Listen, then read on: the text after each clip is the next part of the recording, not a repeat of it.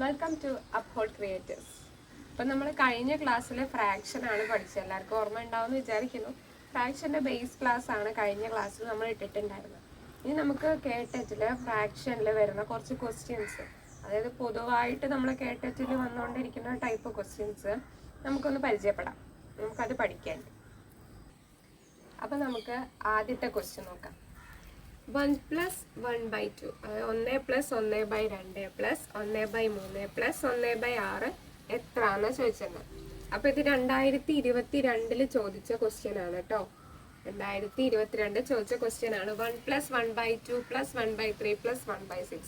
Option എത്ര എന്തൊക്കെ കൊടുത്തന്നെ? A 1/6, B 2, C എത്ര 7/6, D എത്ര 1 7/6. നമുക്കിത് എങ്ങനെ ചെയ്യാം? എന്താണ് ക്വസ്റ്റ്യൻ? അതായത് 1 + 1/2 + 1/3 + 1/6 എന്നാണ്. അപ്പം നമ്മൾ ഛേദം നോക്കാം, ഡിനോമിനേറ്റർ നോക്കാം. അതായത് അംശമൊക്കെ സെയിം ആണ്. ഡിനോമിനേറ്റർ അതായത് ഛേദം എന്താണ് വ്യത്യാസമുണ്ട്. അപ്പം ഇതിൽ 6 എടുക്കും. ഇതിൽ ഏറ്റവും വലുത് ഏതാ? 6 ആണ്. അപ്പം ഇതിനെ നമുക്ക് 6 ആക്കാൻ പറ്റുമോ നോക്കാം. ഡിനോമിനേറ്റർ 6 ആക്കാൻ പറ്റുമോ നോക്കാം. അപ്പം എങ്ങനെ? അപ്പം നമ്മൾ ഫസ്റ്റ് 1 എടുത്തു. ഈ 3 നമ്പേഴ്സിനെ നമുക്ക് 6 ആക്കണം. അതെങ്ങനെയാണ്? 1 എടുത്തു. 1 എങ്ങനെയാണ് നമ്മൾ 6 ആക്കുക? നമുക്കറിയാം 6/6 1 ആണ്. അപ്പം അത് കിട്ടി.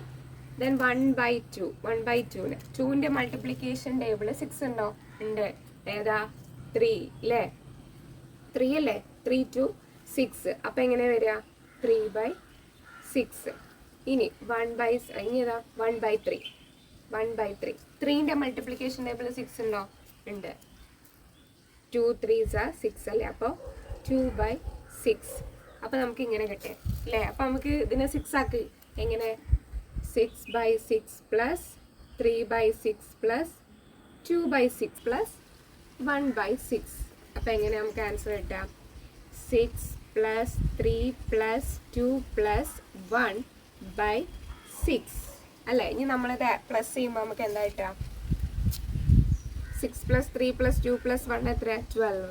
12/6. 12/6 നമ്മൾ എങ്ങനെ ഡിവൈഡ് ചെയ്ത് നമുക്ക് എന്താ ആൻസർ കിട്ടുക? 2. 2 6 are 12 അല്ലേ? അപ്പോൾ ആൻസർ എന്താണ്? 2. അപ്പോൾ ഏതാ നമ്മൾ ആൻസർ? ബി. ഇത് 2022 കേട്ടറ്റിന് ചോദിച്ച ക്വസ്റ്റ്യൻ ആണ് കേട്ടോ. അപ്പോൾ ക്വസ്റ്റ്യൻ നിങ്ങൾക്ക് മനസ്സിലായി എന്ന് വിചാരിക്കുന്നു. അപ്പോൾ നമുക്ക് രണ്ടാമത്തെ ക്വസ്റ്റ്യൻ നോക്കാം കേട്ടോ. അതായത് ചോദ്യചിഹ്നത്തിന്റെ സ്ഥാനത്തെ സംഖ്യ ഏതാണെന്നാ ചോദിച്ചത്. അതായത് ഇവിടെ ക്വസ്റ്റ്യൻ മാർക്ക് ഉണ്ട്. ഈ സ്ഥാനത്തെ സംഖ്യ ഏതായിരിക്കും എന്നാ ചോദിച്ചിട്ടുണ്ട്. അപ്പൊ ഇതും ഏതാണ്? 2022 ചോദിച്ച ക്വസ്റ്റ്യൻ ആണ്. 2022 ക്വസ്റ്റ്യൻ ആണ് കേട്ടോ ഇതും. അപ്പൊ എന്താ ക്വസ്റ്റ്യൻ തന്നെ? 12/7/5 + 8/7/5 ക്വസ്റ്റ്യൻ മാർക്ക് ഈക്വൽ 13/7/5 + 15/7/5. ഇതാണ് ക്വസ്റ്റ്യൻ. അപ്പം നമുക്കിത് എങ്ങനെ ചെയ്യാം? അതായത് ഇതിനൊക്കെ ഒരു പ്രത്യേകതയാണ്. ഇതെന്താണ്? മിശ്ര ഭിന്ന, അതായത് മിക്സഡ് ഫ്രാക്ഷൻസ് ആണ് അല്ലേ? ഇതിനെ നമ്മൾ ഫ്രാക്ഷൻ ആക്കുക എങ്ങനെ? ഇപ്പം എങ്ങനെയാ? 12/7/5 എന്നെടുത്തു. ഇതിനെ നമ്മൾ എങ്ങനെ ഫ്രാക്ഷൻ ആക്കുക? അതായത് 12 × 5 + 7/5 ഇങ്ങനെയാണ് എന്ത് ചെയ്യുക? നമ്മളിതിനെ ഫ്രാക്ഷൻ ആക്കുന്നത്. അപ്പം ഇത് എത്ര ആൻസർ വരിക? 12 × 5 × 7/5 എത്ര വരിക? 67/5 എന്ന് വരും. കണ്ടോ? ഇതിനെ നമ്മൾ മിക്സഡ് ഫ്രാക്ഷൻ, മിശ്ര ഭിന്നായിരുന്നു, അതിനെ നമ്മൾ ഫ്രാക്ഷൻ ആക്കി. ഇനി അടുത്തത് 8/7/5 നമുക്ക് നോക്കാം. എങ്ങനെ? 8/7/5 പറയുമ്പോൾ എങ്ങനെ വരിക? 8 × 5 + 7/5. അപ്പോൾ 8 × 5 + 7/5 എന്ന് പറയുമ്പോൾ എത്ര വരിക? 47/5.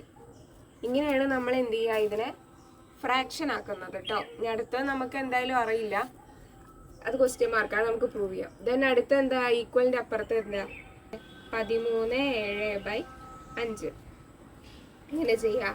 13 × 5 + 7/5. അപ്പം എത്രയാ നമുക്ക് കിട്ടുക? 13 × 5 + 7 എത്രയാ? 72. 72/5.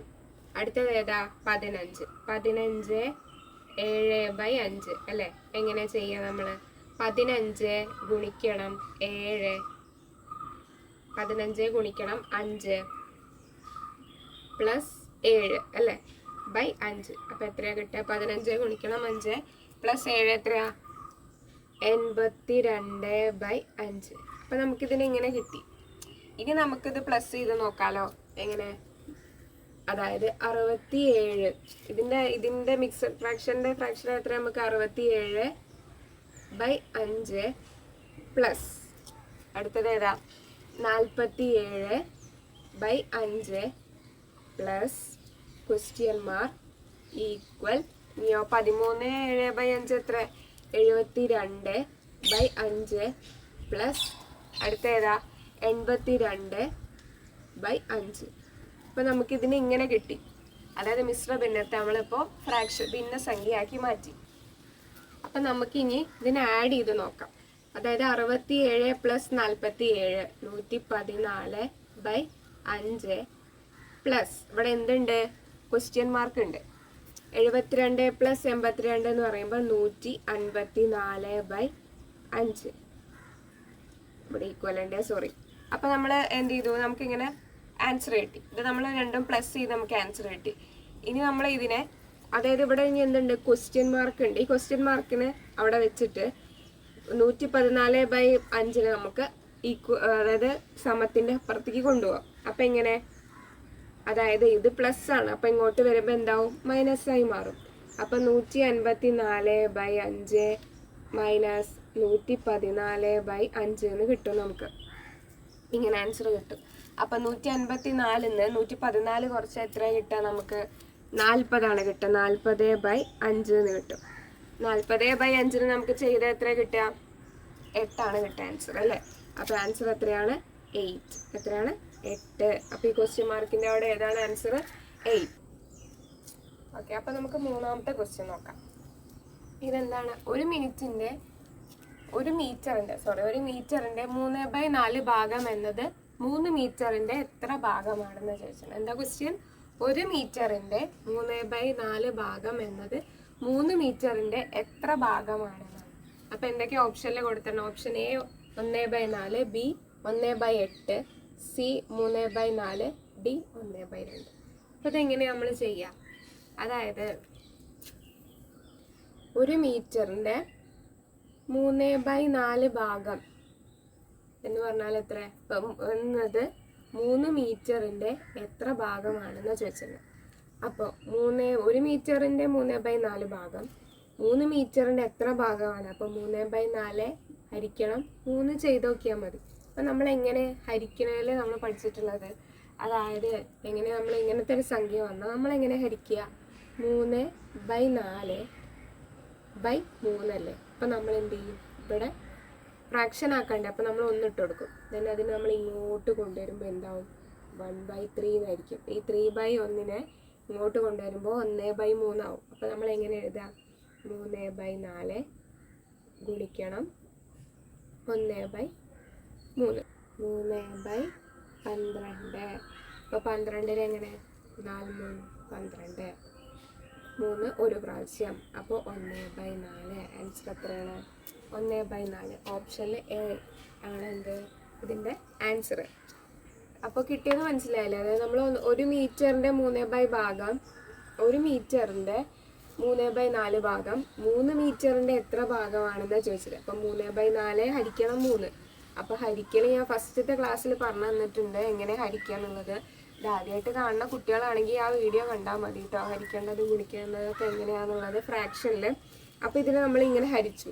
ഇവിടെ നമ്മൾ അതായത് 3 എന്നുള്ള സംഖ്യയെ ഫ്രാക്ഷൻ ആക്കാതെ നമുക്ക് ഹരിക്കാൻ പറ്റില്ലല്ലോ. അപ്പോൾ നമ്മളതിനെ ഫ്രാക്ഷൻ ആക്കാൻ എന്തിട്ട് കൊടുക്കും? 1 ഇട്ട് കൊടുക്കും. അതിനെ നേരെ ഇങ്ങോട്ടേക്ക് കൊണ്ടുവരുമ്പോൾ ഡിവൈഡഡ് എന്തായി മാറും? ഇൻറ്റു ആയി മാറും. അതാണ് ഇവിടെ കൊടുത്തിട്ടുണ്ട്. 3/4 ഗുണിക്കണം 1/3. 3 × 1 3, 4 × 3 എത്രയാണ്? 12. അപ്പോൾ 12 3 എത്ര പ്രാവശ്യമാണ്? 4 പ്രാവശ്യം. 3 3 ഒരു പ്രാവശ്യം. അപ്പോൾ 1/4 എന്നാണ് ആൻസർ. ഓപ്ഷനിൽ എ ആണ് 1/4 ആൻസർ കേട്ടോ. അപ്പോൾ നമുക്ക് അടുത്ത ക്വസ്റ്റ്യൻ എന്താ? 1 - 1/2 പ്ലസ് 1/4 പ്ലസ് 1/8 എത്രയാണ് എന്നാണ് ചോദിച്ചത്.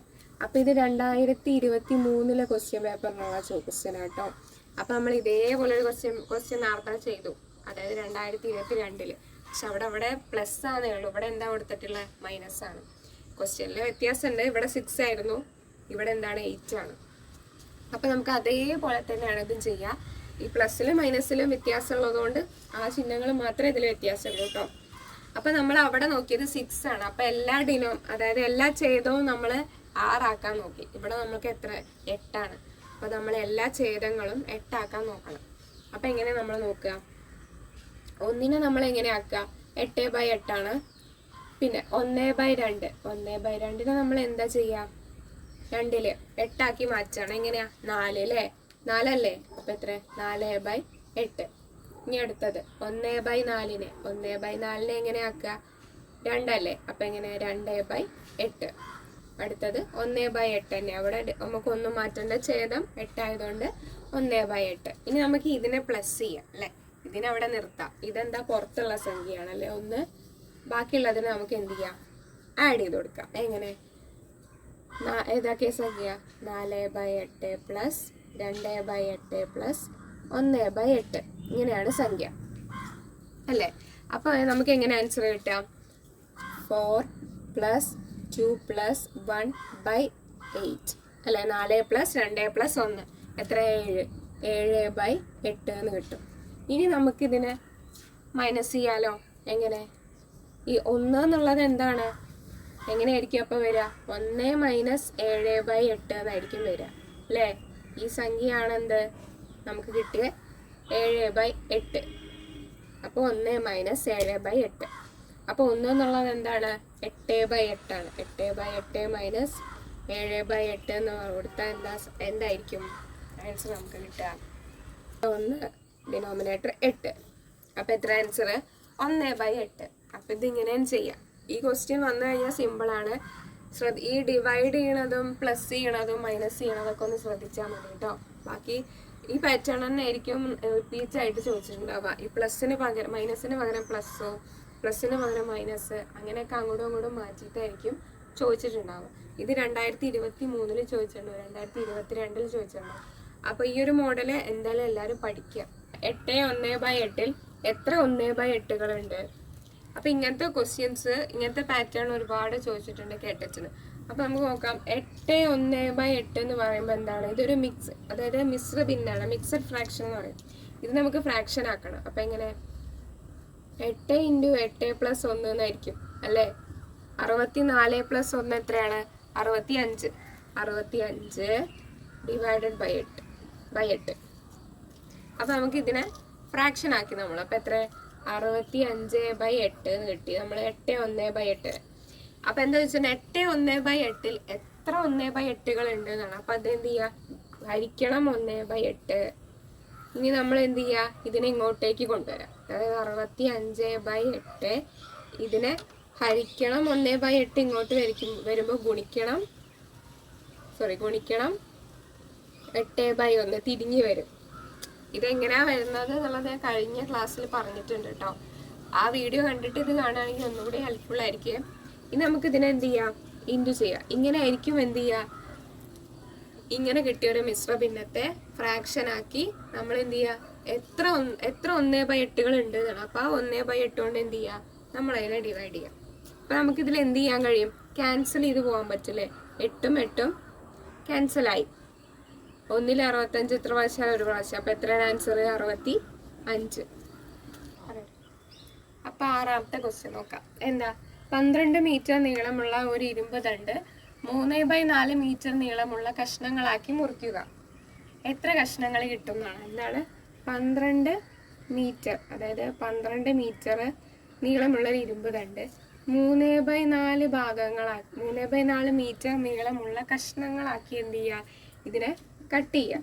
അപ്പം നമുക്ക് എത്ര കഷ്ണങ്ങൾ കിട്ടുമെന്ന് വെച്ചിട്ടുണ്ടെങ്കിൽ എന്താ വെച്ചിട്ടുണ്ടെങ്കിൽ 12 മീറ്ററിന് നമ്മൾ 3/4 മീറ്റർ 3/4 മീറ്റർ നീളമുള്ള കഷ്ണങ്ങളാക്കുമ്പോൾ നമുക്ക് എത്ര കിട്ടുക? അപ്പം നമ്മൾ എങ്ങനെ ചെയ്യുക? 12 ഹരിക്കണം 3/4. എങ്ങനെ നമ്മൾ ചെയ്യും? 12 ഹരിക്കണം 3/4 എങ്ങനെ വരും? 12 ഇതിനെ ഇങ്ങോട്ട് ഡിവൈഡഡ് ആവുമ്പോൾ ഇങ്ങോട്ട് വരുമ്പോൾ എന്താണ്? ഗുണിക്കുക 4/3 അല്ലേ? അപ്പം നമുക്കിതിനെ കട്ട് ചെയ്യാൻ പറ്റുമോ? 12 3ൽ എത്ര പ്രാവശ്യം ഉണ്ട്? എത്രയാണ്? 4 3 എത്രയാണ്? 12. അപ്പം എത്രയാണ്? അപ്പം എന്തായിരിക്കും ആൻസർ വരിക? 4 4. അപ്പോൾ ഇവിടെ 4 കിട്ടുക. അപ്പോൾ നമുക്ക് 4 ഗുണിക്കണം 4 എത്രയാ? 16. അപ്പം ആൻസർ എത്രയാ? 16. കണ്ടോ, സിമ്പിളായിട്ട് കിട്ടി. അതായത് 12 മീറ്റർ നീളമുള്ള ഒരു ഇരുമ്പ് ദണ്ട്, അതിനെ എന്ത് ചെയ്തു? 3/4 മീറ്ററുള്ള കഷ്ണങ്ങളായി മുറിക്കുക. അപ്പം നമുക്ക് എത്ര കഷ്ണങ്ങൾ കിട്ടും എന്ന് ചോദിച്ചിരുന്നത്. അപ്പം ആ 12 മീറ്ററിനെ 3/4 കഷ്ണങ്ങളാക്കിയാൽ എത്ര കിട്ടും? അപ്പം നമ്മളത് ഡിവൈഡ് ചെയ്തു. 12 ഹരിക്കണം 3/4. ഈ 3/4നെ ഇങ്ങോട്ടേക്ക് കൊണ്ടുവരുമ്പോൾ എന്താവും? ഇത് ഹരിക്കണമാവും. അപ്പോൾ ഇവിടെ എത്തുമ്പോൾ ഗുണിക്കണം എന്നായിരിക്കും. അപ്പോൾ ഇത് നേരെ റിവേഴ്സ് ആയിരിക്കും, 4/3. നമുക്ക് ഇതിനെ ക്യാൻസൽ ചെയ്യാം. ഈ ഗുണിക്കുന്നതിലുള്ള ഒരു ബെനിഫിറ്റ് ആണ് എന്ത്? ഒരേപോലുള്ള സംഖ്യകൾ കട്ട് ചെയ്ത് പോവും. അല്ലെങ്കിൽ എന്താണ്, ഹരിച്ച് കിട്ടാൻ പറ്റുന്ന സംഖ്യകളാണെങ്കിൽ ഇതിനെ വെട്ടിപ്പോവും. അപ്പോൾ 3ൽ 12 ഉണ്ട്, ഏതാ? 4 3 12. അപ്പോൾ നമ്മൾ വെട്ടി. അപ്പോൾ 4 × 4 എത്രയാ? 16. അപ്പോൾ നമ്മൾ ആൻസർ 16. അടുത്ത ക്വസ്റ്റ്യൻ നോക്കാം. അടുത്ത ക്വസ്റ്റ്യൻ 7ാമത്തെ ക്വസ്റ്റ്യൻ ആണ്. എന്താണ്? 2/3ന്റെ 1/2 മടങ്ങിന് തുല്യമായത്. എന്താ വെച്ചിട്ട്? 2/3ന്റെ 1/2 2 മടങ്ങിന് തുല്യമായത്. 2/3ന്റെ 1/2 മടങ്ങിന് തുല്യമായതെന്ന് ചോദിച്ചിരുന്നു. അപ്പൊ ഇതെങ്ങനെയാ? നമുക്ക് ഈ 1/2 എന്താണ്? മിക്സഡ് ഫ്രാക്ഷൻ ആണ് അല്ലേ? അതായത് മിശ്ര ഭിന്നതിനെ നമ്മൾ എന്താക്കണം? ഭിന്നസംഖ്യ ആക്കണം. അപ്പോൾ 2/3 × 1/2 2. അങ്ങനെ നമുക്ക് എന്താ കിട്ടിയത്? 3/2. എങ്ങനെ നമുക്ക് വെട്ടി ചെറുതാക്കാം? വെട്ടിപ്പോവും. 2 2 ഒരു പ്രാവശ്യം, 3 3 ഒരു പ്രാവശ്യം. ആൻസർ എന്താ വരിക? 1. ഇത് ഭയങ്കര ഈസിയാണ് അല്ലേ? 2/3ന്റെ 1/2 മടങ്ങിന് തുല്യമായത്. തുല്യമായത് ഏതാ? 1 അല്ലേ? ക്യാൻസൽ ആയി പോകും. 2 2 വെട്ടിപ്പോവും, 3 3 വെട്ടിപ്പോവും. അപ്പോൾ നമുക്ക് എത്ര ആൻസർ കിട്ടാം? 1. അപ്പം നമുക്ക് അടുത്ത ക്വസ്റ്റ്യൻ നോക്കാം. അടുത്തത് എന്താണ്? 2/3ന്റെ 1/5 ഭാഗത്തിന്റെ 4 മടങ്ങ് എന്നതിന് തുല്യമായത്. നേരത്തെ ചോദിച്ച ക്വസ്റ്റ്യന്റെ ചെറിയൊരു വ്യത്യാസമേ ഉള്ളൂ. അപ്പം നമുക്ക് ചെയ്യാം. 2/3ന്റെ 1/5 ഭാഗത്തിന്റെ എന്താണ്? 2/3ന്റെ 1/5 ഭാഗത്തിന്റെ 4 മടങ്ങ് എത്രയാണെന്നാണ് ചോദിച്ചത്. അപ്പം നമ്മളിതിനെങ്ങനെ ചെയ്യാം? അപ്പം ഇതൊരു മിശ്ര ഭിന്നായി. അപ്പം ഇതിനെ നമ്മൾ എങ്ങനെ മാറ്റും? 2/3 ഗുണിക്കണം 4/5. ഡയറക്റ്റ് 1 × 4 4 4/5. അപ്പം ഇതിനെ നമ്മൾ എങ്ങനെയാ ചെയ്യാം? 2 × 4 എത്ര? 8. 3 × 5 എത്ര? 15. 9ാമത്തെ ക്വസ്റ്റ്യൻ നോക്കാം. ഒരു പാത്രത്തിൽ 3/4 ഭാഗം വെള്ളമെടുത്തപ്പോൾ 1/2 ലിറ്റർ ആയി. എന്താണ്? ഒരു പാത്രത്തിൽ 3/4 ഭാഗം വെള്ളം എടുത്തപ്പോൾ എത്ര കിട്ടി നമുക്ക്? 1/2 ലിറ്റർ ആയി. അപ്പോൾ പാത്രം നിറയെ വെള്ളം എടുത്താൽ എത്ര ലിറ്റർ ആവും? അപ്പൊ നമുക്ക് നോക്കാം. ഒരു പാത്രം 3/4 1 2 3 4. ഇതില് എത്ര? 3/4 ഭാഗം എന്ന് പറയുമ്പോ അര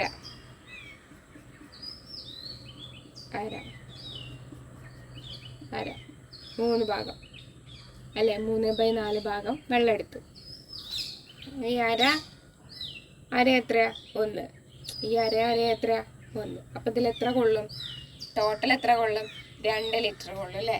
അപ്പൊ നമ്മൾ ക്വസ്റ്റ്യൻ എന്താ? ജസ്റ്റ് ഇങ്ങനെ ആലോചിച്ചാൽ തന്നെ കിട്ടും. ഒരു പാത്രത്തിൽ 3/4 ഭാഗം, ഇതാണ് 3/4 ഭാഗം. ഈ ഷെയ്ഡ് ചെയ്തത് 3. അപ്പോൾ ഇത്രയും ഭാഗം 3/4 4 ലിറ്റർ വെള്ളം കൊള്ളും. അതിൽ 3/4 3 ഭാഗം എന്ത് ചെയ്തു? വെള്ളം നിറച്ചു. അപ്പോഴോ 1/2 ലിറ്റർ ആയി. ഇത്ര ആയപ്പോൾ എത്രയായി? ഇതാ അര എത്ര? അര പ്ലസ് അര എത്ര? 1. ഇവിടെ ഒരു അരയും കൂടി പ്ലസ് അര എത്ര?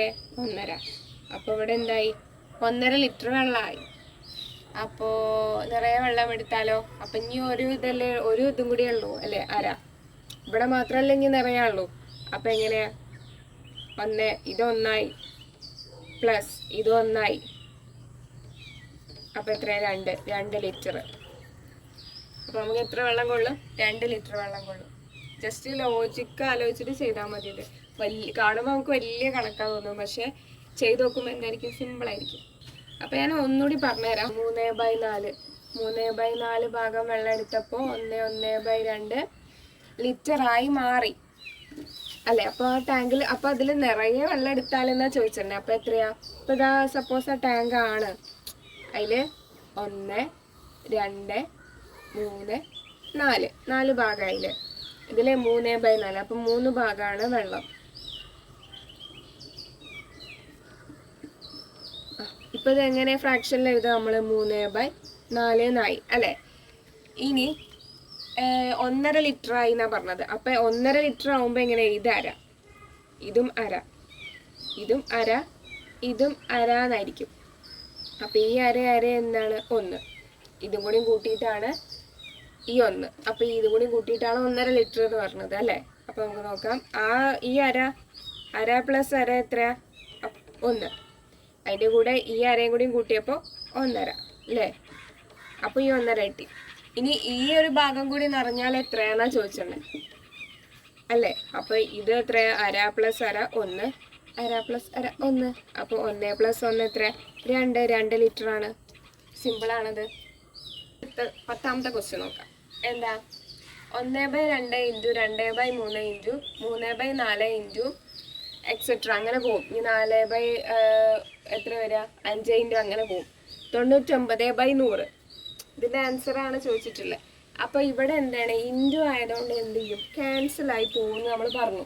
എങ്ങനെ? സെയിം നമ്പേഴ്സ് ക്യാൻസൽ ആവുമെന്ന് ഞാൻ പറഞ്ഞിട്ടുണ്ട് കഴിഞ്ഞ ക്ലാസ്സിൽ കേട്ടോ. അപ്പൊ എങ്ങനെ? ഈ 2 ക്യാൻസൽ ആവും, ഈ 3 ക്യാൻസൽ ആവും. ഇവിടെ 4 അല്ലേ, ഈ 4 ക്യാൻസൽ ആവും. അപ്പൊ ഇങ്ങനെ പോയി കഴിഞ്ഞാൽ ഇവിടെ എത്ര ആയിരിക്കും? ഇവിടെ 99 ആയിരിക്കും അല്ലേ. ഇവിടെ എത്ര ആയിരിക്കും? 98. അപ്പൊ എന്തായിരിക്കും? ഇവിടെ ഓൾറെഡി ക്യാൻസൽ ആയിട്ട് ഇതും ക്യാൻസൽ ആവും. അപ്പൊ ഇവിടെ ഒരു 1ഉം ഇവിടെ ഒരു 100ഉം മാത്രമായിരിക്കും ഉണ്ടാവുക. അപ്പൊ ആൻസർ എന്തായിരിക്കും? 1/100. വളരെ സിമ്പിൾ ആണ് ഈ ഫ്രാക്ഷൻ കേട്ടോ. കാരണം ഇൻറ്റു ആയതുകൊണ്ട് എന്ത് ചെയ്യാൻ കഴിയും? നമുക്ക് സെയിം നമ്പേഴ്സ് ന്യൂമറേറ്ററിലും ഡിനോമിനേറ്ററിലും അപ്പുറമുള്ള സംഖ്യകൾ സെയിം ആണെങ്കിൽ നമ്മൾ അതെന്ത് ചെയ്യും? ക്യാൻസലായി പോകും. അങ്ങനെ ക്യാൻസൽ ചെയ്ത് ഇവിടെ ഒരു 1ഉം ഇവിടെ ഒരു 100ഉം മാത്രമേ ഉണ്ടാവുള്ളൂ. അപ്പോൾ നമുക്ക് എത്ര കിട്ടുക? 1/100 എന്നായിരിക്കും ആൻസർ കിട്ടാം. ഇത് ഈസിയാണ് കേട്ടോ. അപ്പോൾ 11ാമത്തെ ക്വസ്റ്റ്യൻ നമുക്ക് ചെയ്ത് നോക്കാം. ക്വസ്റ്റ്യൻ എന്താ? 1 + 1/2, 1 - 1/3, 1 + 1/4, 1 - 1/5 എക്സെട്ര 1 + 1/50. അപ്പൊ ഇതിന്റെ പ്രത്യേകത എന്താ? ഇത് മിശ്ര ഭിന്നാണ് അല്ലെ, മിക്സഡ് ഫ്രാക്ഷൻ ആണ്. അപ്പൊ 1 + 1/2 നമ്മൾ എങ്ങനെ ചെയ്യും? 2 × 1 എത്രയാ? 2. 2 + 1 3. അപ്പൊ 3/2. അടുത്ത എങ്ങനെ വരിക? 3/2. അടുത്ത എങ്ങനെ വരിക? 1 - 1/3. അപ്പൊ 3 × 1 എത്രയാ? 3. 3 - 1 2. 2/3. അടുത്ത എത്ര ആയിരിക്കും? 1 + 1/4. അപ്പൊ ഇങ്ങനെ വരുമ്പോ എന്തായിരിക്കും?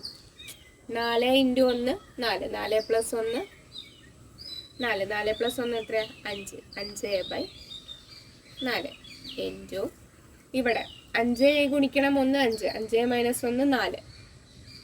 4/5. ഇവിടെയോ